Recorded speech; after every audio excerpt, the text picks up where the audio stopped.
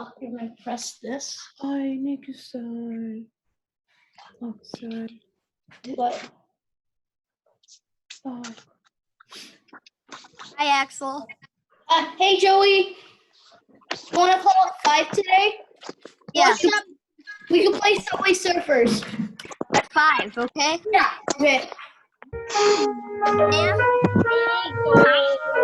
And how about after read aloud? Yes, I said. Perfect, Sam.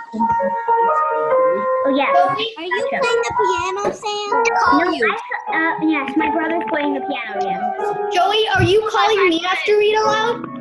Don't ask about Sam's piano. I'm calling Sam to play Minecraft after read aloud.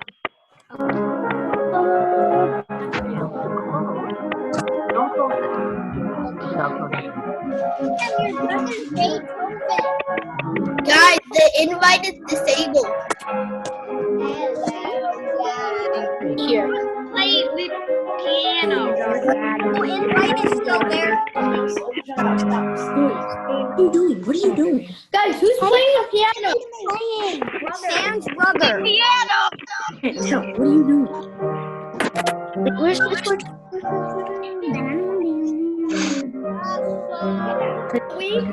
Oh man. What are you doing? Oh, man. You want to surf? Joey, What? Subway Surfer moved today. You know where it moved? Where? Argentina. Oh, my God, really? It was in Iceland, but now it's Argentina. No, you can't. Axel, Hold on, do it you at hold on. 5, like you said. Sam, I'll call you right after read aloud. Yeah, Okay, good. You have it planned. You're done with Leo out and you'll be like, No, I don't want it. I know how to change does it. anyone know what this How do I means? stop? I know how to Wait, yes.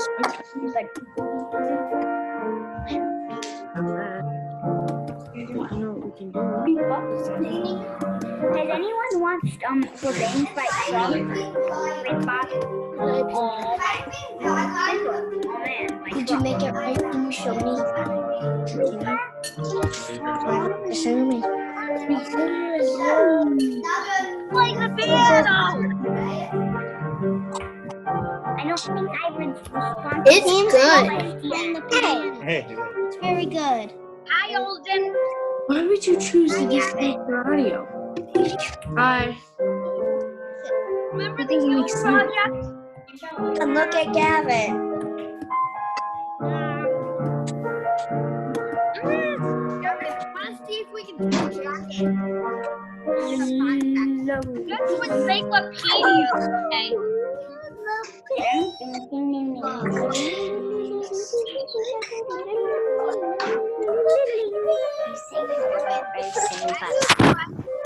I'm old enough. I'm gonna go creature adventuring when I have no. Also make. Gavin, I'm gonna go creature adventuring. Gavin. I'm gonna go creature adventuring when I have Stop it. Surfers. the wild grass. I saw the whale trap video for no. Hey, what are you doing? No. Yeah, I know they can still see, but like, you're so weird, baby.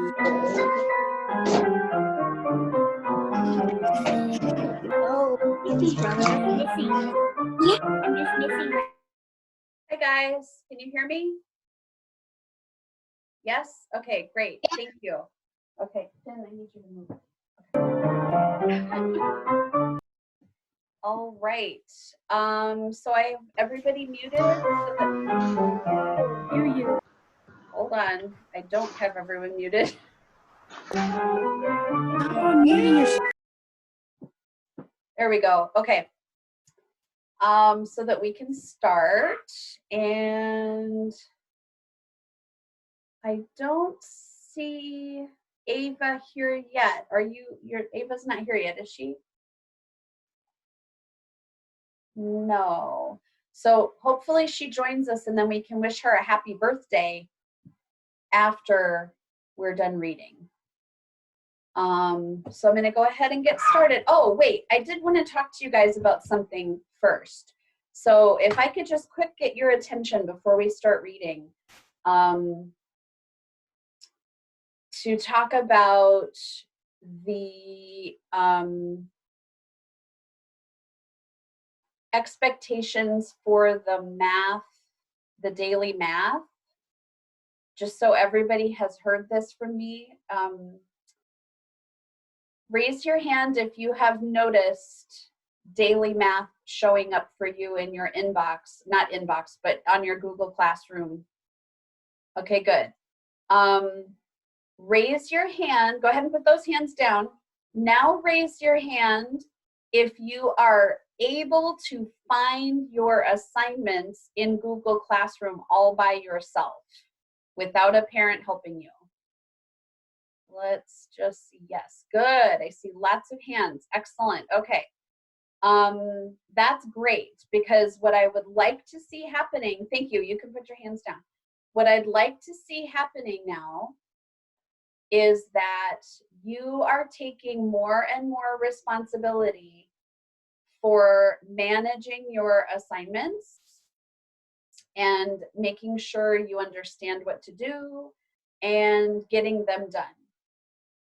And if you need any help with that, you can feel free to ask me.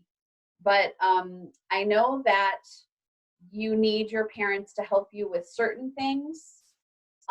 They probably are going to be helping you when it's time to take a picture of your work and turn it in and attach it to your account in Google Classroom. But what I really hope is starting to happen is that each of you is able to find that to-do list that you have in Google Classroom, that when you click on it, it shows you what work is waiting for you. So I'm happy to see that many of you have figured that out. That's great. So I want to see more of that happening with your being responsible for it, and letting the parents have less and less of a job to do to manage your schoolwork. Okay? Sound good? Good. Now, the daily math, I'm going to send that out every day. If you don't have a printer, then Mrs. Min and I are working on getting those packets ready for you, and they'll probably be ready tomorrow. So what I'll do is I'll print up everything for the next couple of weeks, and then you can pick that up tomorrow and have that, and just take a page every day to do. You do not have to take a picture of the daily math every day. That's just too much to ask you to do. So I just expect you to do it. And then I hope you can find a folder or a binder or some way of keeping track of it at home. Make sure you write the date. So the daily math you did today, hopefully you wrote April 16th at the top. And then just keep it in a folder or clip it together, keep it somewhere, so that when we meet each other again, face to face, I can just take a look at all your daily math at once. If you need any help with it though, you're just going to ask me, and I can actually look at it with you over the computer, and we can solve the equations together. So do let me know if something shows up in the daily math that you're not sure about, and we can talk about it. But otherwise, I'm just going to trust that you're doing it and that you're saving it somewhere in a folder or a big paper clip or something like that, okay? All right, if that sounds good to you, give me a thumbs up. Cool. Excellent. If that did not sound good, if that did not make sense, if any part of that is confusing, shoot me an email so I can talk to you about it privately, okay? All righty, and let's get back to our book. So where we left off, Chester had made a valiant attempt to clue the family in to the fact that the bunny is probably a vampire, a vegetable vampire. But the family did not catch on to Chester the cat acting like a vampire. And Then Chester tried to follow the directions from the book about vampires by using a stake to vanquish the vampire, but he had the wrong kind of stake, didn't he? Instead of an S-T-A-K-E, he had an S-T-E-A-K. And that didn't work out. Okay, so we're on to chapter 7, A New Friend in Need. In the days that followed, Chester's behavior was exemplary. He purred and he cooed and he cleaned his paws, and he rubbed up against everyone's legs to show what a good boy he was.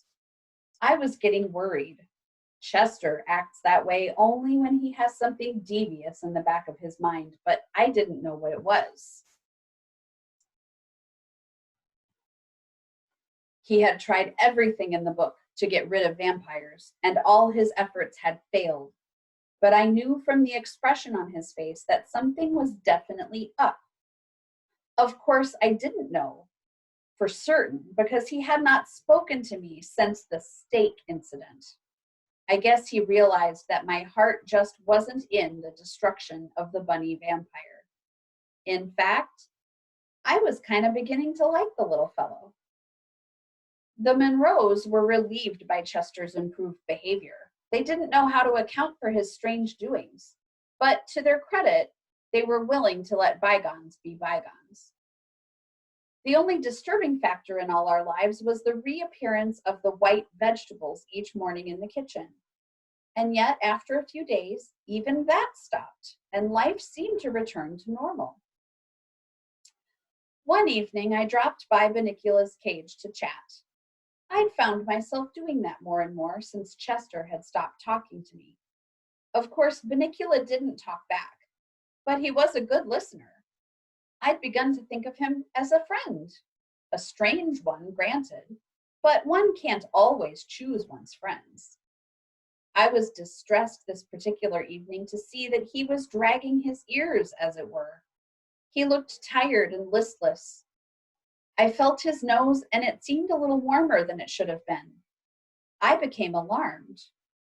I ran over to Toby, who was doing a picture puzzle on the floor, and began to bark, something I only do in cases of extreme emergency, since even I don't care for the sound. "What's the matter, Harold?" Toby asked without moving. "Are there burglars?" I ran to the cage and looked at Benicula. I looked back at Toby and whimpered. Toby just looked confused. "Do you want to play with Benicula? Shall I take him out of the cage?" "Woof," I responded, indicating I hoped that that was indeed what he should do. "I'll ask Mom and Dad, Harold. You wait here." He was back in a minute, shaking his head. "Sorry, Harold. Mom says you can't play with the rabbit. It causes too much commotion." I looked down at the floor and whimpered again. "Sorry, Harold. Maybe later when we're all in here together."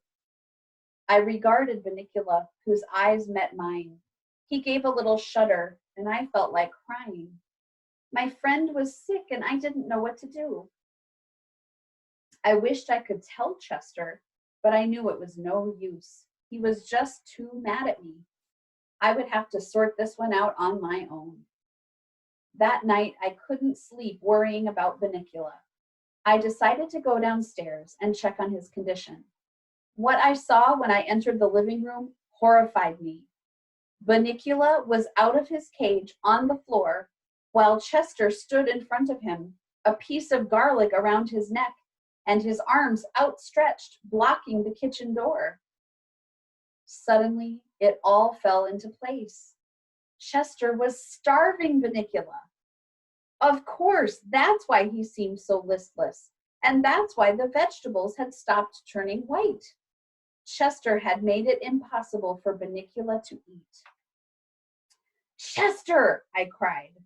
Chester jumped a very high jump. "What are you doing down here?" He spat at me as he landed. "I know what you're doing, Chester, and the jig is up. That little bunny never hurt anybody. All he's doing is eating in his own way. What do you care if he drains a few vegetables?" "He's a vampire," Chester snarled. Today, vegetables, tomorrow, the world. I think perhaps you're overstating your case, I suggested cautiously. Go back to bed, Harold. This is larger than the two of us. It may seem harsh, but I'm only being cruel to be kind. Who's he being kind to, I wondered, as I went back upstairs. The tomatoes and zucchinis of the world? Maybe a few cabbages? It just didn't make sense. But I could see I wasn't going to get anywhere with Chester tonight. Tomorrow, however, would be another story, and I was determined that by hook or by crook, my friend Benicula would eat by sundown the next day. Chapter 8, Disaster in the Dining Room. I realized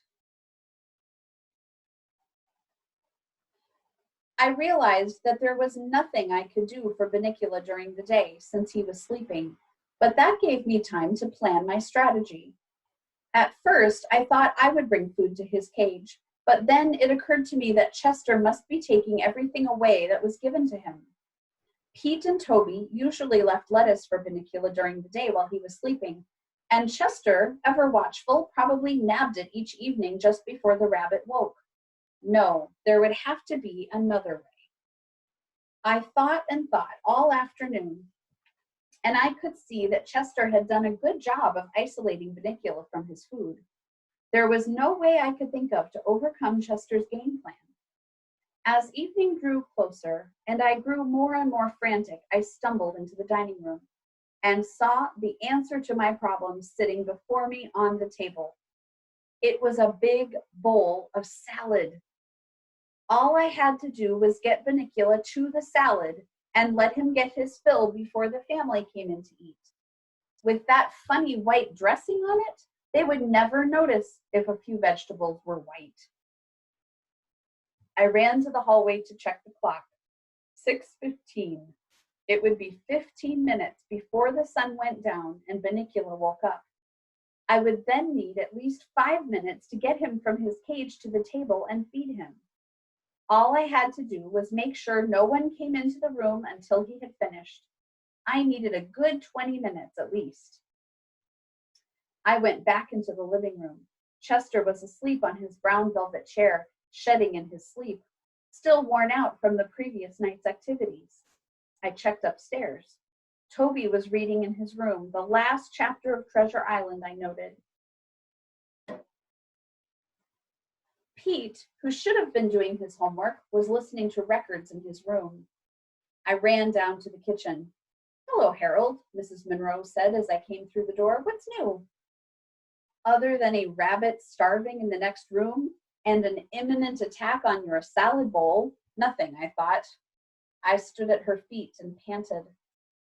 She scratched my head. This gave me a moment to check out how far she was in her cooking. "Sorry, Harold," she said. "I have to baste this chicken." I noticed the oven timer still had 35 minutes to go. It'll be tight, I thought, but I can make it. Now, where is Mr. Monroe? I went to the front door and whimpered loudly. Mrs. Monroe followed me. "Are you waiting for Daddy, Harold? He'll be home soon." Soon wasn't good enough. How soon? I whimpered again. "Patience, boy. He's late at a school meeting. He should be here any time." She went back into the kitchen, and I checked the clock. 6:25. It was getting dark, and Chester was still asleep. Time to swing into action. Having watched Chester undo the lock on Benicula's cage, and having participated in that unfortunate steak episode some days earlier, I knew I would have no problem getting Benicula out. I just had to be a little more careful where I positioned my head so that I wouldn't find myself in the humiliating predicament of getting stuck a second time. My timing was perfect. With Benicula swinging peacefully from my teeth, I made my way stealthily toward the dining room as the last rays of sunlight gave way to the dark of night. Once inside the dining room door, Benicula awakened in great bewilderment. It is not every day, after all, that one finds oneself, upon awakening, hanging from the jaws of a fellow creature, even so caring and gentle a creature as myself. Bunnicula opened his eyes wide and turned his face as best he could to me. I jumped up onto the nearest chair and placed the rabbit safely on the table's edge. Okay, I whispered, there's your dinner. Go to it. Get your fill as fast as you can, poor bunny. I'll stand guard. I don't know that Bunnicula fully understood what was going on, but the sight of the vegetables piled high in the center of the table sent him scurrying in their direction. He was very hungry. As luck would have it, and as I should have anticipated, Chester's sense of timing was as astute as my own. No sooner had Bunnicula reached the edge of the salad bowl than the door swung open and Chester bounded into the room. He surveyed the scene frantically. I was unable to act fast enough. Upon seeing Bunnicula about to enjoy his first bit of nourishment in days, Chester leaped across the table, seemingly without touching floor, chairs, or anything else between himself and our furry friend, and landed directly on top of the bunny. Oh, no, you don't, he shrieked. Bunnicula, not sure what to do, jumped high in the air and landed with a great scattering of greens smack in the center of the salad bowl. Lettuce and tomatoes and carrots and cucumbers went flying all over the table and onto the floor. Chester flattened his ears, wiggled his rear end, and smiled in anticipation. To cat observers, this is known as the attack position. Run, Bunnicula, I shouted. Bunnicula turned in my direction as if to ask, where? Anywhere, I cried, just get out of his way. Chester sprang. Bunnicula jumped. And in the flash of a second, they had changed positions. Chester now found himself flat on his back, owing to the slipperiness of the salad dressing, in the bowl. And Bunnicula, too dazed to even think about food now, hovered quivering on the table. Chester was having a great deal of difficulty getting back on his feet, but I knew it was only a matter of seconds before he would attack again. And I knew also that Bunnicula was too petrified to do anything to save himself. So I did the only thing I could. I barked very loudly and very rapidly. The whole family rushed through the doors. Mr. Monroe must have just come home because his coat was still on. Oh no, cried Mrs. Monroe. That's it, Chester. This is Chester's last straw. Chester rolled his eyes heavenward and didn't even try to move. Mom, said Toby, tugging at his mother's arm, look at Bunnicula. How did he get out of his cage? He looks scared. Of course he's scared, Mrs. Monroe said. We probably forgot to latch his cage and he got out. And I think Chester has been chasing him. Toby put his face close to the rabbit. Mom, doesn't Bunnicula look kind of sick? We'd better just take them all to the vet to see if any damage was done, she answered. I started to whimper. There was no need for me to go to the vet. Mr. Monroe patted my head. We may as well take Harold along, he said. He's probably due for his shots. Mrs. Monroe carefully picked Chester out of the salad bowl and carried him by the scruff of the neck to the kitchen. I'm going to give Chester a quick bath, she said to Mr. Monroe. Why don't you put together a fresh salad? Toby, you and Peter put Bunnicula back in his cage and then clean up the table. I didn't stick around for an assignment. This was not the time to be in the way. There's Eva. And besides, I now had a whole evening and night ruined worrying about the next morning's visit to the vet. This little effort of mine, I thought, has been a disaster in more ways than one. Chapter 9. All's well that ends well. Almost. And this is the last chapter, guys.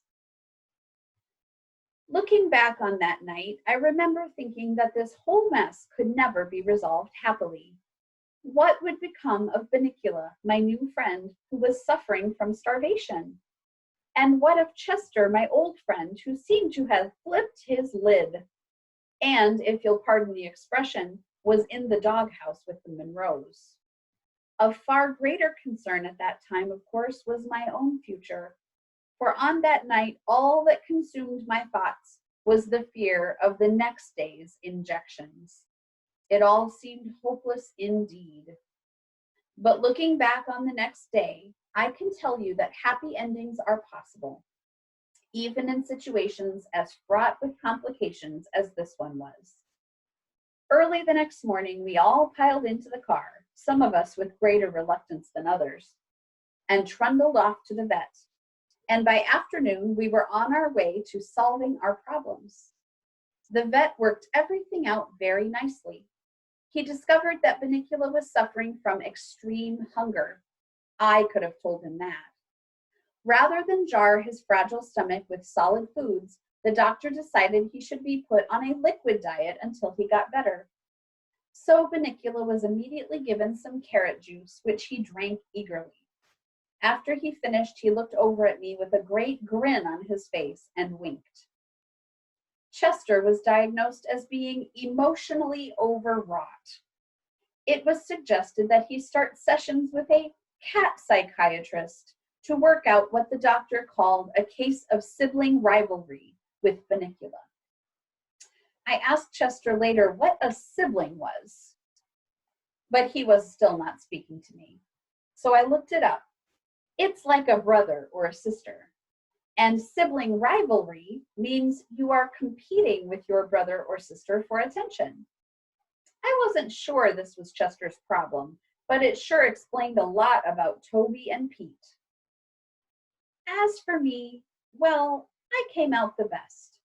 Dr. Wasserman was all set to give me my shots when the nurse came in with my card. Wait, doctor, this dog doesn't need his shots yet. It's too soon. So I got a pat on the head and a doggy pop instead. These days, everything is back to normal in the Monroe household. Almost. Bunnicula liked his liquid diet so much that the Monroes have kept him on it. And oddly enough, there have been no problems with vegetables mysteriously turning white since. Chester, of course, insists that this proves his theory. Obviously, Harold, the liquefied vegetables take the place of the vegetable juices, so Bunnicula has no need to go roaming anymore. Then he's not a vampire, I said. Nonsense. He's a vampire, all right, but he's a modern vampire. He gets his juices from a blender. Case closed, Sherlock? I queried. Case closed. Oh, Chester? Yes, Harold. What are those two funny marks on your neck? Chester jumped and I laughed. Very funny, he said as he began to bathe his tail. Very funny. The Monroes never knew anything of Chester's theory. They changed markets and to this day believe they were the victims of a curious vegetable blight. Bunnicula and I have become good friends. He still doesn't say anything, but he snuggles up next to me by the fireplace and we take long, cozy snoozes together. One night, I sang him a lullaby in the obscure dialect of his homeland, and he slept very peacefully. It was that night that cemented our friendship. Now, about Chester. I said that everything was back to normal. Almost. Naturally, Chester is the almost. He has been seeing his psychiatrist, Dr. Verrücktkatz, twice a week for some time now. He takes his therapy very seriously. The other morning, I was trying to get a little sleep when Chester came over and nudged me in the ribs. Harold, do you realize we've never really communicated? I mean, really communicated. I opened one eye cautiously. And in order to communicate, Harold, you have to really be in touch with yourself. Are you in touch with yourself, Harold?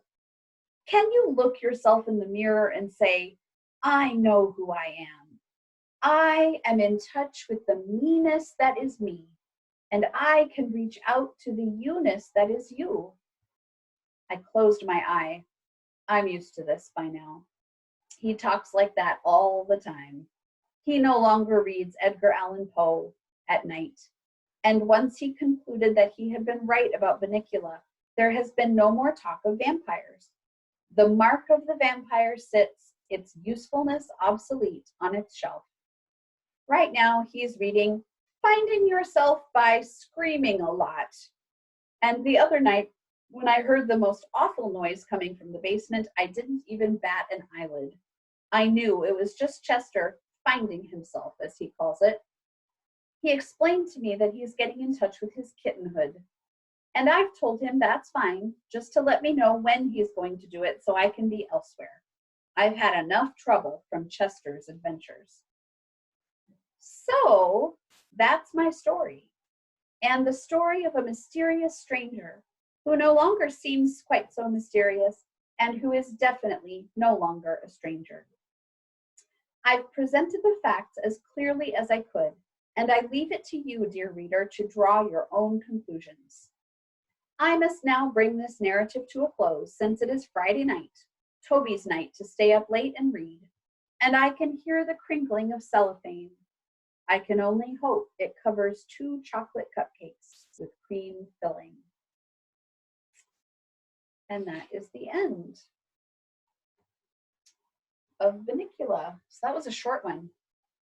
Okay. Before we, oh yes, Danny's got her copy, and so she's pointing out to you that there's a second book in the Bunnicula series called, I don't know if you can see me, where am I? Holiday Inn is the next one. So if you are using a library website to download books to read on a device, you might want to look for Holiday Inn if you want to keep reading about Bunnicula and Friends. Okay, before I unmute you, I wanted to make sure we had a chance, now that Ava's back with us, and she looks like she's mid-celebration already. I wanted for us all to take a moment. We're not going to try to sing, Ava, because the singing doesn't seem to work out very well. But we're definitely going to take a minute to all say happy birthday to Ava. So I'm going to unmute you, and then we're going to count, okay? 1, 2, 3. Happy birthday, Ava. Happy birthday, Eva. Happy birthday. Happy birthday. Happy birthday, Eva. Happy birthday, Ava. To all. birthday, Ava. Happy Hello. birthday, Ava. So Ava, let me unmute you now. How has your birthday been? Have you had a good day? Yeah. Awesome. Look, I see some balloons back there. Looks like you I had got some. a house. Whoa, really? That's And- so cool. I also got Legos and ice cream cake. Wow. That sounds like a really good birthday. My aunt sent me some cupcakes. Oh, awesome. Oh, how great. That's fantastic. I'm so glad. Happy birthday, kiddo. I've got your book ready to go, so you can swing by school tomorrow and pick that up, okay? Okay. Okay. All right, guys. I will unmute you so you can chit chat a bit before we say goodbye for the day. And I will see all of you tomorrow. Bye. Here we go. Bye, everybody. Hi, everyone. Everybody. Bye. Bye. Bye. Guys, tomorrow. Bye. Bye. See you tomorrow. Bye. Bye. Ava. Bye, everyone.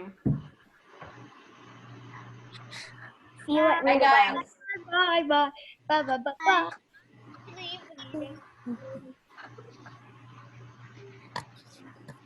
So I hit get to do a pinata. Yep, I'm gonna hit. Can you all just go? I never bring nothing. Bye. Bye, Leo. Bye.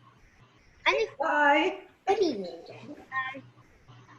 I'm just doing something quick here before I shut down. You guys are welcome to go. I just need another minute before I close the meeting out. Okay, but I'll see you guys. We'll see you tomorrow at Read Aloud. Bye.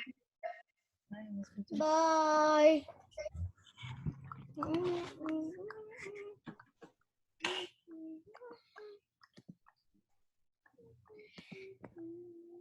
Bye.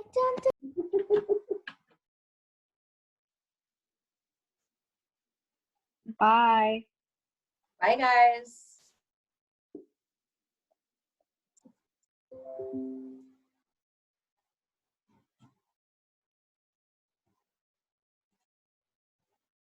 Bye, Eleanor. We'll see you.